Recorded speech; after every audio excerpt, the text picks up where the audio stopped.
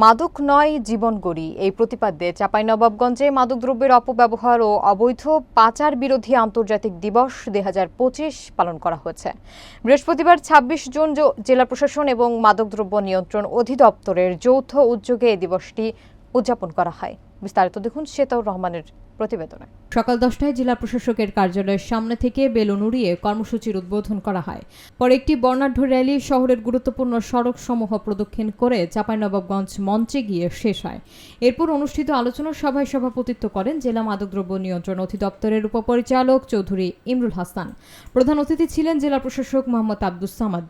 বিশেষ অতিথি হিসেবে বক্তব্য রাখেন ৫৯ বিজিবির অধিনায়ক লেফটেন্যান্ট কর্নেল গোলাম কিবরিয়া, ৫৩ বিজিবির অধিনায়ক lieutenant colonel Fahad Mahmud Rinku, police super Mohammad Rezaul Karim, Nawabganj সরকারি কলেজের অধ্যক্ষ মোহাম্মদ আব্দুল আওয়াল, ডাক্তার বিপ্লব কুমার মজুমদার, অতিরিক্ত জেলা ম্যাজিস্ট্রেট আনিসুর রহমান, রাসায়নিক পরীক্ষক মোহাম্মদ শফিকুল ইসলাম, পিপি অ্যাডভোকেট আব্দুল ওদুদ এবং ডাক্তার সাকিয়া ওদুদ।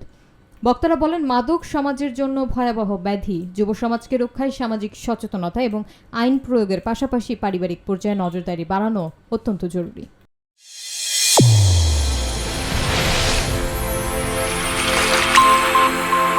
চ্যানেল A1 হৃদয়ের স্পন্দন।